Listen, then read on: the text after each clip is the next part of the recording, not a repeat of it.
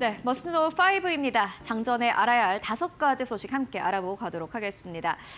최근 들어서 뉴욕 증시가 다시 한번 사상 최고치 랠리를 이어가고 있습니다. 많은 투자자들은 지금보다 시장이 올라갈 수 있을까 하는 기대감 그리고 의구심을 가지고 있는데요. 간밤에 트루이스트는 시장이 계속해서 상승 탄력을 받아갈 것이다 라고 전망했는데 그 이유 자세하게 만나보도록 하겠습니다. 지정학적 불확실성과 시장 변동성에도 불구하고 증시는 여전히 상승 여력을 유지하고 있다는 분석이 나왔습니다. 트루이스트는 보고서를 통해 현재 시장은 테플론 시장처럼 악재에도 잘 달라붙지 않고 버티는 모습을 보이고 있다고 평가했습니다. 테플론은 프라이팬 코팅처럼 무언가 잘 달라붙지 않는 소재로 트루이스트는 이를 빗대 악재가 나와도 시장이 크게 영향을 받지 않고 버티는 상황을 빗댔습니다. 트루이스트는 3월에는 비교적 큰 조정이 있었지만 4월에는 역사적인 반등을 기록하며 다시 사상 최고치에 올라섰다며 약 9% 하락 이후 S&P 500은 3월 말 저점 대비 13% 이상 급등하는 V자 반등을 나타냈다라고 설명했습니다. 그는 이러한 강세장의 핵심 요인으로 기업 이익 성장을 꼽았습니다.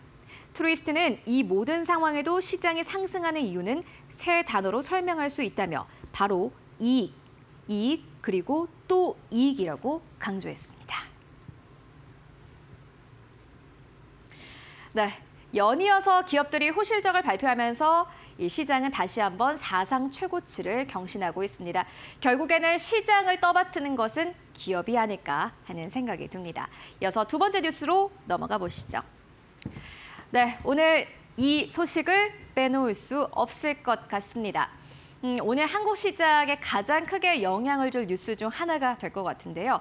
많은 기업들이 실적을 발표하는 가운데 AMD도 간밤 증시가 마감되고 난 이후에 실적을 발표를 했습니다. 긍정적인 실적을 발표를 했는데 그 가운데서도 데이터 센터의 매출이 57% 폭증한 것으로 나타났습니다. 미국 반도체 기업 AMD가 인공지능 수요 급증에 힘입어 시장 기대치를 웃도는 1분기 실적과 가이던스를 동시에 발표했습니다. AMD는 6일 발표한 실적에서 EPS가 1.37달러로 시장 예상치 1.29달러를 상회했고 매출도 102억 5천만 달러로 예상치 98억 9천만 달러를 웃돌았다고 밝혔습니다.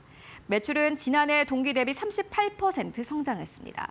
특히 데이터 센터 사업이 실적 성장을 이끌었습니다. 해당 부문 매출은 58억 달러로 지난해 대비 57% 급증하며 전체 실적의 핵심 동력으로 자리 잡았습니다. 리사수 AMD 최고 경영자는 데이터 센터 부분이 이제 회사 매출과 이익 성장의 핵심 동력이 됐다라고 강조했습니다. 이어 앞으로 수요에 대응하기 위해 공급을 확대하면서 서버 매출 성장도 의미 있게 가속화될 것이라고 밝혔습니다. 네, 1분기 호실적을 발표한 가운데 2분기 가이던스도 좋았습니다. 앞으로 연간 가이던스의 상향에 대한 기대감도 함께 나오고 있는데요. 함께 기대해 보도록 하겠습니다. 이어서 세 번째 뉴스 함께 만나보시죠. 어떻게 보면은 오늘 시장의 진짜 상승 탄력이 될 수 있을 만한 재료가 아닐까 싶은데요. 블룸버그발의 단독 보도였습니다. 애플이 칩의 생산 다변화를 위해서 인텔과 삼성전자에 접촉했다라는 소식이었는데요. 자세하게 만나보시죠. 애플이 자사 제품을 위한 칩 생산을 미국 내에서 다변화하는 방안을 검토하며 인텔과 삼성전자 접촉한 것으로 전해졌습니다. 블룸버그 통신은 애플이 아이폰과 아이패드 등에 들어가는 핵심 프로세서 생산을 위해 인텔과 초기 단계 협의를 진행했으며 삼성전자가 텍사스에 건설 중인 첨단 반도체 공장도 방문했다고 보도했습니다. 다만 아직까지 양사와의 협의는 초기 단계에 머물러 있으며 실제 주문으로 이어지지는 않은 상태입니다. 애플은 10년 이상 자체 설계한 시스템 온 칩을 TSMC에 맡겨 생산해왔으며 최신 아이폰과 맥에는 3나노 공정이 적용되고 있습니다. 그러나 최근 인공지능 데이터 센터 확장과 온디바이스 AI 수요 증가로 반도체 수급에 차질이 생기며 애플 역시 공급망 리스크에 직면했습니다. 실제로 팀 쿡 CEO는 최근 실적 발표를 통해 아이폰과 맥용 칩 부족이 성장 제약 요인으로 작용하고 있다라고 언급했습니다. 네, 한국의 시가총액 1위 기업 삼성전자 오늘 시장의 성장 모멘텀이 될지 주가 상승 동력이 될지 함께 확인해 보시면 좋을 것 같습니다. 이어서 다음 뉴스 함께 확인해 보시죠. 이제는 진짜 반도체 하루하루가 되고 있지 않나라는 생각이 듭니다. 마이크론 테크놀로지도 역시나 마찬가지로 주가가 상승 탄력을 보였는데요. 신제품을 발표를 했습니다. 사실 신제품을 발표를 할 때에도 지금까지는 상승 탄력을 두 자릿수 이상을 받아온 적이 사실 거의 없었는데 다시 한번 상승 탄력을 받았습니다. 자세하게 만나보시죠. 마이크론 테크놀로지가 AI 메모리 수요 폭증에 시가총액 7천억 달러를 돌파했습니다. 사상 최고 수준의 상승세를 이어가고 있습니다. 올해 들어 마이크론 테크놀로지의 주가는 125% 상승했고 최근 12개월 기준으로는 무려 700% 급등하며 미국 기술주 상위 10위권에 진입했습니다. 이번 랠리는 AI 인프라 확산에 따른 메모리 수요 폭증이 핵심 배경입니다. 생성형 AI 확산 이후 고성능 연산을 위해 막대한 양의 메모리가 필요해지면서 글로벌 시장에서는 사실상 메모리 부족 현상이 나타났습니다. 마이크론은 이날 세계 최대 용량의 상업용 SSD 출하를 시작했다고 밝혔습니다. SSD는 기존 하드디스크 대비 더 많은 데이터를 저장하면서도 전력 소모가 낮아 AI 데이터 센터의 필수적인 인프라로 평가됩니다. 네, 마이크론 테크놀로지의 주가가 이렇게 두 자릿수의 상승 탄력을 보였습니다. 오늘 한국 시장의 반도체 기업들의 약진 기대해 보도록 하겠습니다. 이어서 마지막 뉴스 함께 만나보시죠. 이번에는 테슬라입니다. 테슬라가 최근 컨퍼런스 콜을 통해서 FSD의 승인이 얼마 남지 않았다라고 밝혔는데요.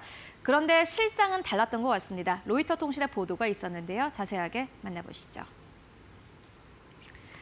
테슬라의 자율주행 기술이 유럽연합 승인 과정에서 예상보다 큰 장벽에 부딪힌 것으로 나타났습니다. 로이터 통신은 일론 머스크 테슬라 최고 경영자가 컨퍼런스 콜을 통해 유럽 여러 국가에서 곧 승인될 것이라고 발언한 것과 달리 일부 유럽 규제 당국은 해당 기술의 안전성에 대해 강한 의구심을 제기하고 있다고 보도했습니다.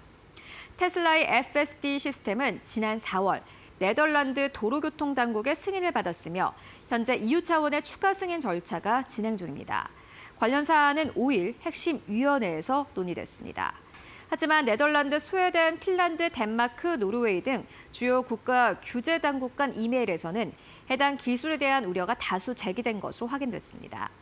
규제 당국은 FSD 시스템의 과속 경향, 빙판길 등 악천 후에서의 안전성, 운전자의 휴대폰 사용 제한 기능 우회 가능성 등을 주요 문제로 지적했습니다.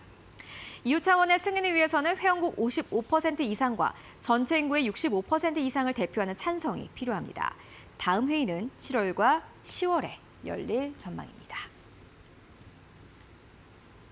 네, 특히나 테슬라의 FSD의 경우에는 많은 증권사에서 테슬라의 진짜 성장 동력이 될 것이다, 주가 상승의 모멘텀이 될 것이다 라고 보는 굉장히 중요한 요소이기도 합니다. 앞으로 어떤 흐름을 보일지 함께 확인해 보시는 게 중요해 보입니다. 네, 지금까지 머스트 노 5 함께 알아보고 왔습니다.